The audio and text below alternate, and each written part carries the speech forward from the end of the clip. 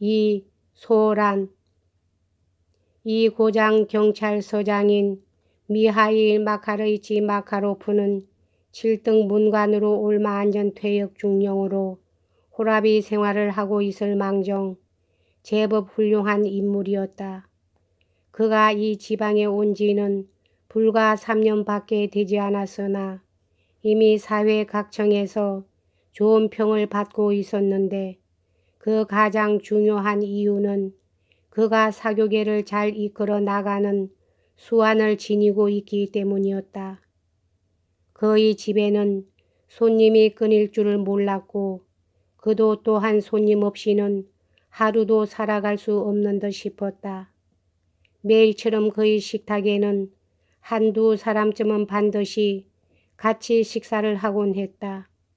그는 온갖 구실을 만들어 때로는 얼토당토하는 구실을 만들어내어 정식으로 손님을 초대하곤 했다.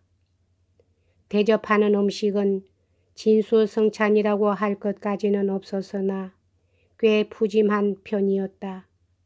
생선파이도 제법 맛이 좋았고 술도 질은 좋지 않았으나 양만은 풍부했다.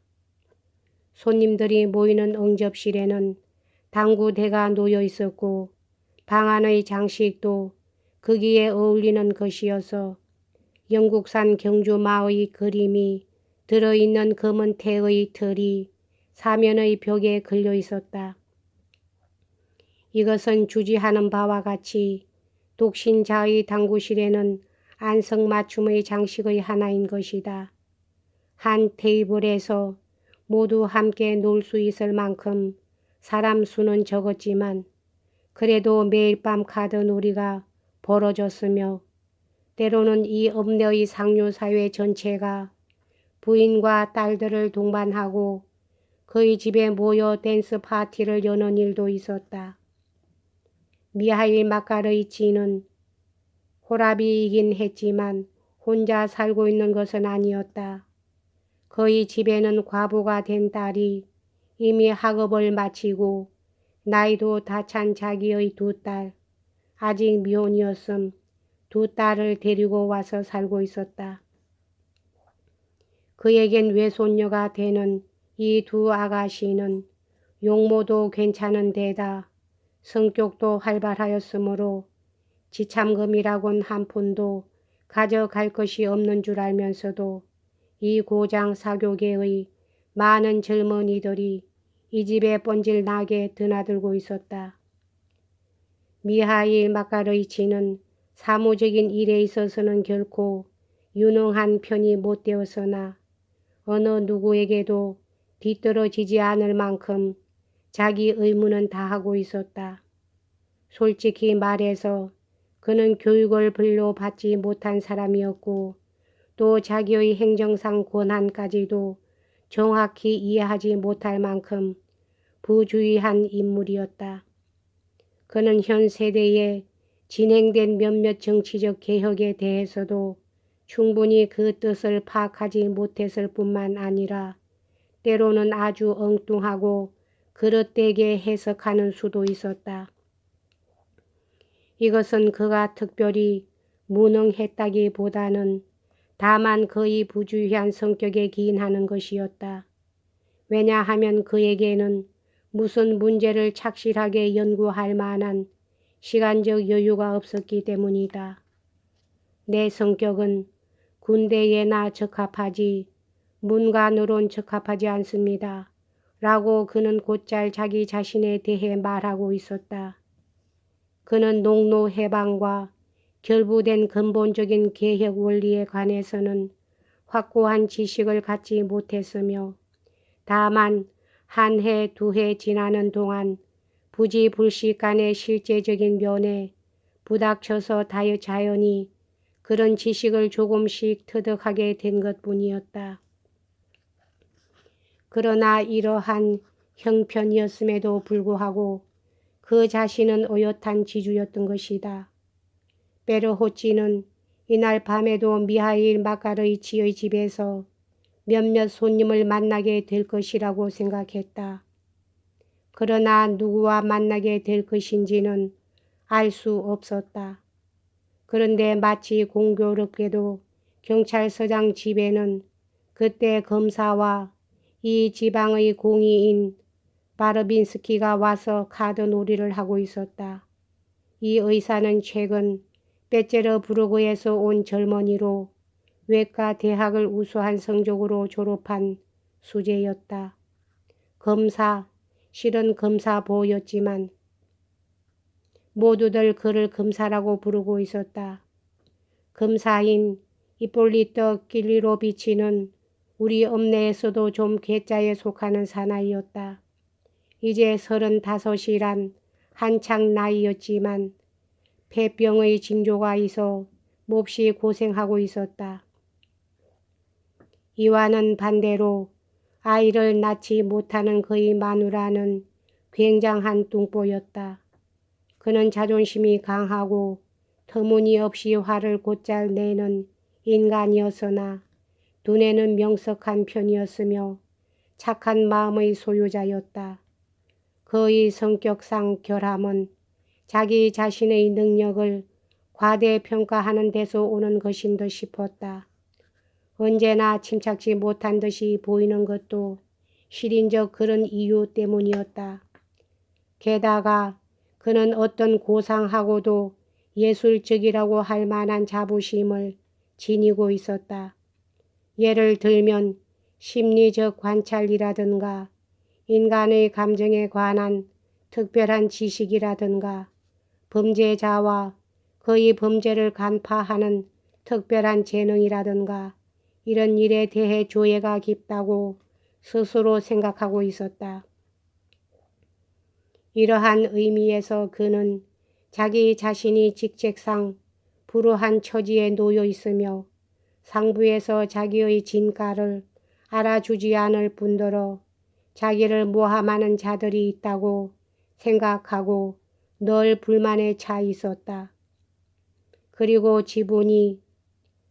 기분이 상해 우울할 때에는 지금의 이런 자리는 차내 던져버리고 차라리 형사소송 전문의 변호사가 되겠다고 아무도 안 알아주는 위협을 늘어놓은 일도 있었다. 그러나 뜻하지 않은 까라마조포의 친부 살해 사건은 그의 마음을 몹시 뒤흔들어 놓았다. 이것이야말로 러시아 전국에 널리 알려질 만한 대사건이다 라고 그는 생각했던 것이다. 그러나 필자는 또 너무 이야기를 앞질러 하고 있는 것 같다. 옆방에서는 젊은 예심 판사 니콜라이 바르베노비치 넬류도프가 아가씨들과 함께 앉아 이야기를 하고 있었다. 그는 불과 2달 전에 이 고장으로 부임해 온 것이었다. 후에 사람들은 범죄 사건이 일어난 바로 그날 저녁에 일부러 의논이라도 한 듯이 경찰서장 집에 이런 인물들이 모여있던 사실을 기이하게 생각하며 오랫동안 화제에 올리곤 하였다. 그러나 이것은 지극히 단순하고도 지극히 자연스럽게 이루어진 일이었다. 검사인 이폴리토 킬리로비치의 아내는 이틀 전부터 치통을 앓고 있었기 때문에 그는 그 신음소리가 들리지 않는 곳으로 도망쳐 나오지 않을 수 없었다. 공의는 본래 밤마다 카드놀이를 하지 않고는 견딜 수 없는 성미였고 예심 판사 니콜라이 파르베노비치 넬류도프는 벌써 사흘 전부터 경찰서장의 집에 들르려고 벼르고 있었다. 그것은 미하일 마카로이치의 큰 외손녀 올리가 미하일로브나에게 나는 당신의 비밀을 알고 있습니다. 오늘이 당신 생일이지요. 읍내 사람들을 무도회에 초대하기가 싫어서 일부러 그것을 숨기고 있었다는 걸 누가 모를 줄 아십니까? 라고 말함으로써 그녀를 깜짝 놀라게 해주고 싶어서였다.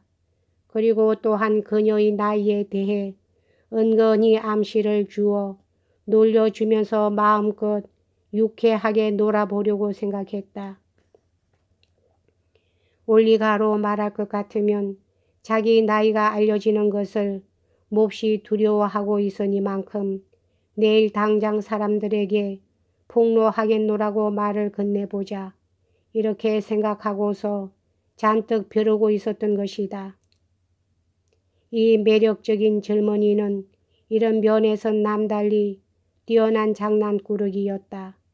그래서 읍내의 기부인들은 그를 장난꾸러기라고 부르고 있었는데 이런 별명도 그에게는 매우 즐거운 모양이었다. 그러나 그는 최상류 계급의 훌륭한 가문 출신으로 교육을 많이 받았으며 고상한 감정의 소유자이기도 했다. 비록 어느 정도의 향락주의적인 데가 없지도 않았지만 그의 장난은 언제나 순진한 것이었고 또 취미도 고상하였다. 겉보기엔 키가 작고 몸집도 휘약해 보였으며 그의 가늘고 흰 손가락에는 항상 커다란 반지가 여러 개 번쩍이고 있었다. 그러나 자기의 직무를 수행할 때에는 언제나 자기의 사명과 자기에게 부과한 의무를 무슨 신성한 것이나 되는 것처럼 유별나게도 점잔을 빼고 엄숙한 태도가 되는 것이었다.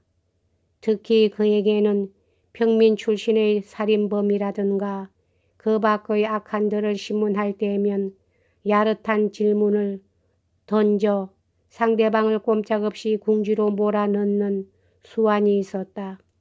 그리고 그들의 마음에 경의를 불러일으키진 못할 망정 일종의 경의를 야기시키는 것만은 사실이었다. 베르호찌는 경찰서장의 집에 들어서자 그만 입이 딱 벌어지고 말았다. 그는 곧 거기에 모인 사람들이 모든 것을 다 알고 있다는 것을 눈치챘다. 그들은 이미 트럼프 장을 집어 던지고 모두들 일어서서 의논을 하고 있는 중이었다. 니콜로이 바르베노비치까지도 아가씨들을 내버려 두고 달려와서는 잔뜩 긴장하여 당장에라도 행동을 취할 듯한 기세를 갖추고 있는 듯이 보였다. 베르호친이 여기서 제일 먼저 들은 소식은 늙은 표드로 파블로비치가 정말로 자기 집에서 살해되고 돈까지 강탈당했다는 것이었다. 그 소식은 그가 여기 나타나기 전에 다음과 같은 경로를 통해 이 집에 알려졌던 것이다. 여기까지 하겠습니다.